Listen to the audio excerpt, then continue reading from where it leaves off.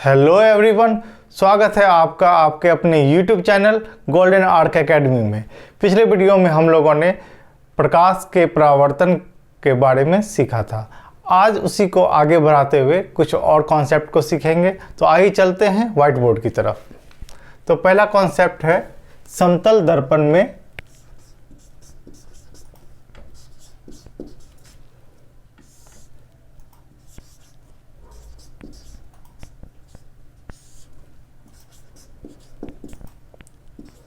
प्रतिबिंब का बनना।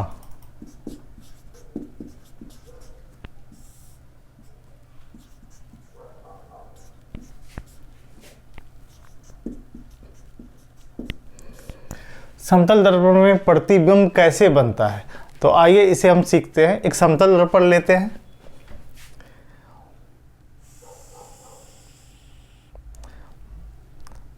मान लिए कि ये एक समतल दर्पण है एम डैश।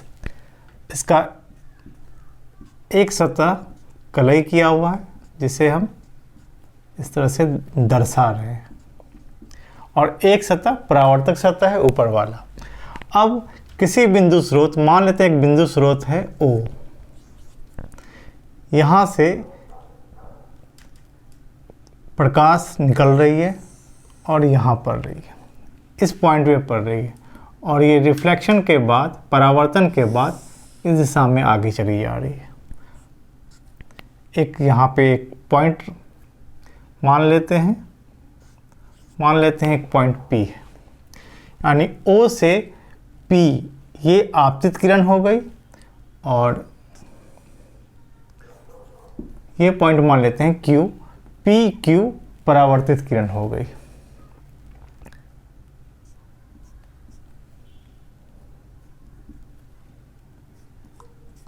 ये हो गया N अभिलंब, और ये हो गया I, ये हो गया R। तो ये हो गई आपतन कोण और ये हो गया परावर्तन कोण। ये तो हम लोगों ने पढ़ा था पिछले वीडियो में। अब समतल दर्पण में प्रतिबिंब कैसे बनता है? प्रतिबिंब बनने के लिए कम से कम 2 किरणों की आवश्यकता होती है। इस बिंदु स्रोत से काफ़ी सारी किरणें निकलेंगी, लेकिन हम यहाँ कंसीडर 2 ही करेंगे। तो O से मान लेते हैं इस बिंदु स्रोत से एक प्रकाश की किरण A पॉइंट पे पड़ रही है, जो समतल दर्पण पे लंब है। इसे हम डॉटेड लाइन से पीछे की ओर बढ़ा देंगे,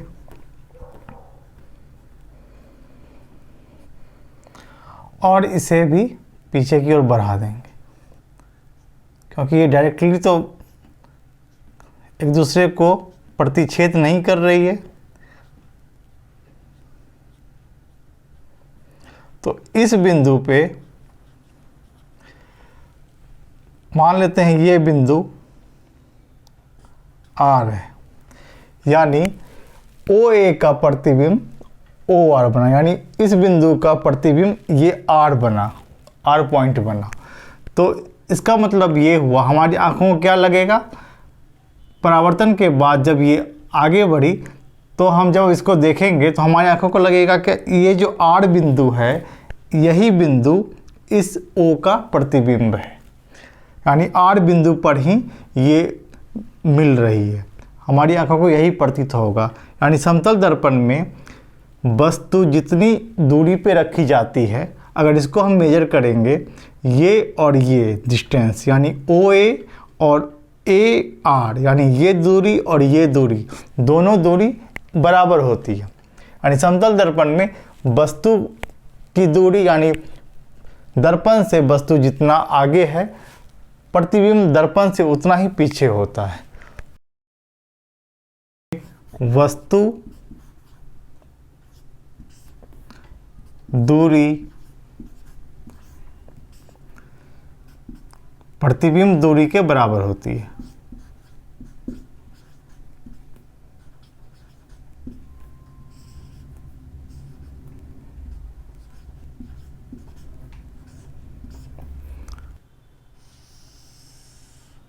यानी समतल दर्पण में वस्तु की दूरी बराबर प्रतिबिंब की दूरी होती है। समतल दर्पण में वस्तु जितनी दर्पण से आगे रहेगी, प्रतिबिंब उतना ही पीछे बनेगा। इस तरह से समतल दर्पण में प्रतिबिंब बनता है।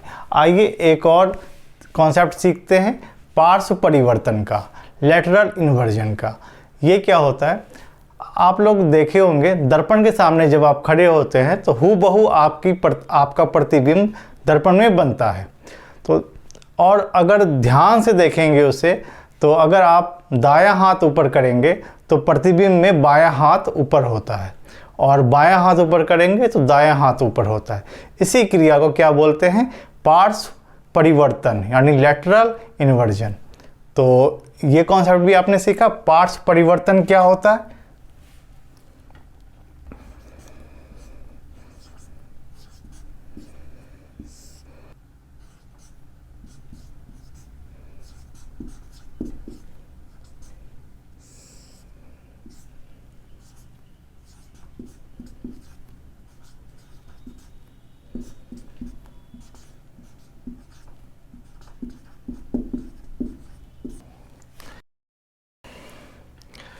पार्श्व परिवर्तन क्या हुआ? जब समतल दर्पण में हम किसी प्रतिबिंब को देखते हैं तो हूबहू समतल दर्पण में वही प्रतिबिंब बनता है जो बिंब होता है, यानी जो वस्तु होती है उसी का हूबहू प्रतिबिंब उसमें बनता है। लेकिन अगर हम ध्यान से देखें तो अगर दर्पण में बायां हाथ हम उठाते हैं तो दायां हाथ उसमें उठता है, या हम दायां हाथ उठाएंगे तो दर्पण में बाईं तरफ का हाथ उठेगा, बायां हाथ उठेगा। इसी को पार्श्व परिवर्तन या लैटरल इन्वर्जन कहते हैं। तो आपने दोनों चीज़ सीखा, एक समतल दर्पण में प्रतिबिंब कैसे बनता है और दूसरा पार्श्व परिवर्तन क्या है। आइए समतल दर्पण में बनने वाले प्रतिबिंब की क्या क्या विशेषताएं हैं। पहला, दर्पण से जितना आगे बिंब होगा उतना ही दर्पण के पीछे उसका प्रतिबिंब बनेगा। दूसरा, समतल दर्पण में प्रतिबिंब क्या होगा? आभासी बनेगा, यानी काल्पनिक बनेगा। काल्पनिक प्रतिबिंब हमेशा क्या होता है? सीधा होता है, यानी जैसा वस्तु होगा वैसा ही प्रतिबिंब बनेगा, सीधा बनेगा। और समतल दर्पण से जितनी दूरी होगी उतना ही दूरी ये इसकी भी होगी, यानी दर्पण के पीछे उतनी ही दूरी पे ये भी बनेगा। समतल दर्पण वस्तु कि प्रतिबिंब को हम पर्दे पे नहीं उतार सकते, क्योंकि ये आभासी यानी काल्पनिक प्रतिबिंब बनता है, तो हम इसे पर्दे पे नहीं उतार सकते। ये विशेषताएं हैं समतल दर्पण में बनने वाले प्रतिबिंब की। आइए अब हम सीखते हैं गोलीय दर्पण में प्रतिबिंब कैसे बनता है, और गोलीय दर्पण को पहले जानते हैं। तो आइए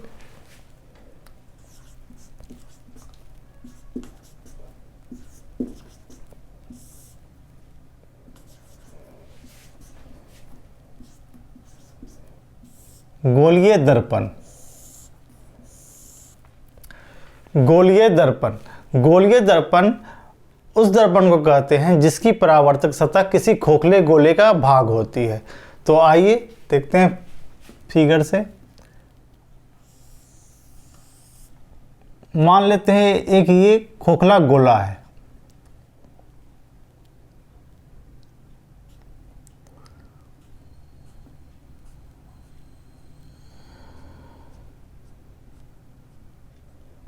और इसकी अंदर वाली सतह को हमने कलई कर दिया है, तो बाहरी वाली सतह क्या हो गई? परावर्तक सतह हो गई।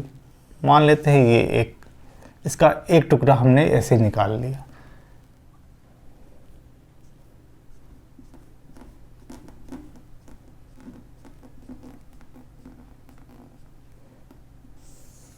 ये एक दूसरा टुकड़ा निकाल लिया, तो दो तरह का हमें परावर्तक सतह मिल गया, एक उभरी हुई और एक अंदर की ओर धंसी हुई। तो दोनों का अलग अलग नाम है। तो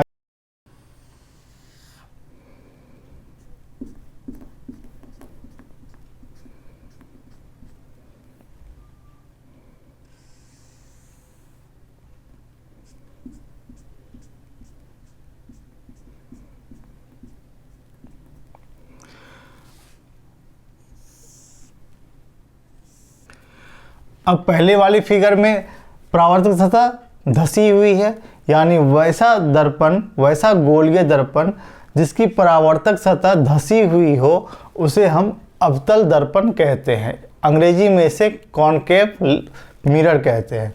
दूसरा, वैसे दर्पण जिसकी परावर्तक सतह उभरी हुई हो उसे हम क्या बोलेंगे? कॉन्वेक्स मिरर यानी उत्तल दर्पण। इसे हम अवतल बोलेंगे।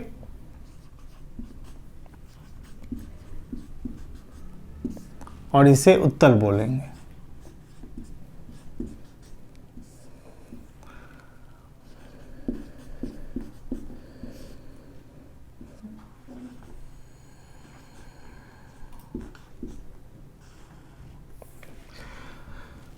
अवतल दर्पण, जिस दर्पण की परावर्तक सतह धसी हुई होगी उसे अवतल दर्पण यानी कॉनकेव मिरर। और उत्तल दर्पण किसे कहेंगे? जिस दर्पण की परावर्तक सतह उभरी हुई होगी उसे उत्तल दर्पण या कॉन्वेक्स मिरर कहेंगे।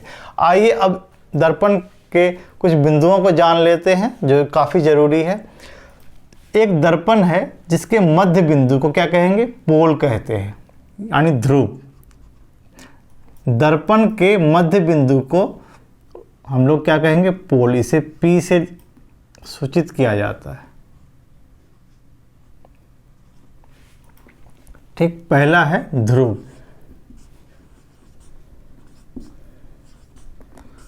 इसे अंग्रेजी में पोल भी कहते हैं। यानी दर्पण के मध्य बिंदु को हम क्या कहेंगे? पोल। दूसरा पॉइंट है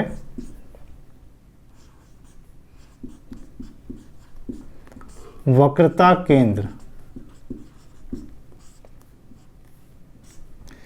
यानी centre of curvature.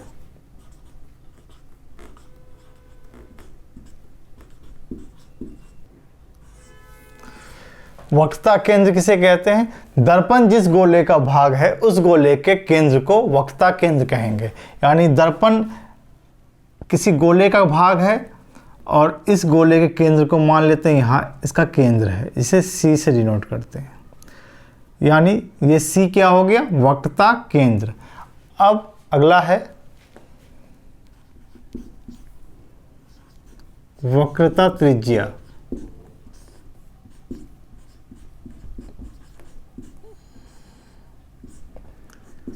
Radius of curvature.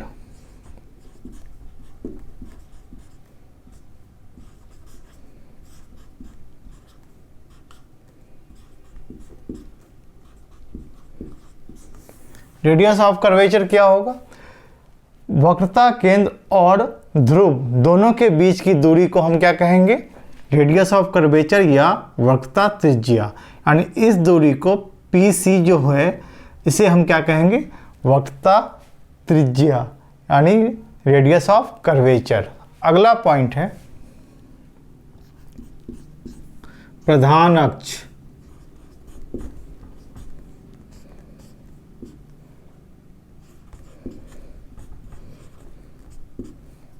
Principal axis.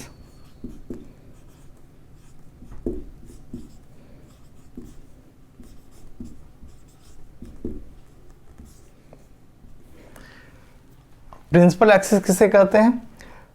P यानी ध्रुव और वक्रता केंद्र दोनों को मिलाने वाली रेखा को क्या कहेंगे? Principal axis. यानी इस दर्पण का प्रिंसिपल एक्सिस क्या हो गया? यही एक लाइन जो है, ये लाइन PC, ये लाइन ही इसका प्रिंसिपल एक्सिस हो गया। तो हमने क्या क्या सीखा? ध्रुव सीखा, पोल यानी दर्पण का मध्य बिंदु क्या कहलाता है? ध्रुव। दूसरा वक्रता केंद्र सेंटर ऑफ कर्वेचर यानी दर्पण जिस गोले का भाग है उस गोले के केंद्र को क्या कहेंगे? वक्रता केंद्र। तीसरा क्या है? वक्रता त्रिज्या रेडियस ऑफ कर्वेचर। तो दर्पण जिस गोले का भाग है उस गोले की त्रिज्या को वक्रता त्रिज्या यानी P और C, P से C का डिस्टेंस क्या होगा? त्रिज्या के बराबर होगा। यानी केंद्र से ये ध्रुव की जो दूरी होगी ये त्रिज्या के बराबर होगी। इसे हम क्या कहेंगे? रेडियस ऑफ कर्वेचर यानी वक्रता त्रिज्या। अब प्रधान अक्ष प्रिंसिपल एक्सिस क्या होगा? P से C को हम मिलाएं जिस सरल रेखा से, वो अक्ष क्या कहलाएगा? Principal axis. तो आज के इस क्लास में हम लोगों ने समतल दर्पण में प्रतिबिंब को सीखा कैसे बनाया जाता है, पार्श्व परिवर्तन लेटरल इन्वर्जन सीखा, और गोलीय दर्पण क्या होता है और उसमें कुछ पॉइंट्स जो इम्पोर्टेंट हैं। इसके आगे हम लोग नेक्स्ट सेशन में सीखेंगे। आई होप आप लोगों को यहाँ तक समझ में आया होगा। मिलते हैं अगले वीडियो में। Thank you.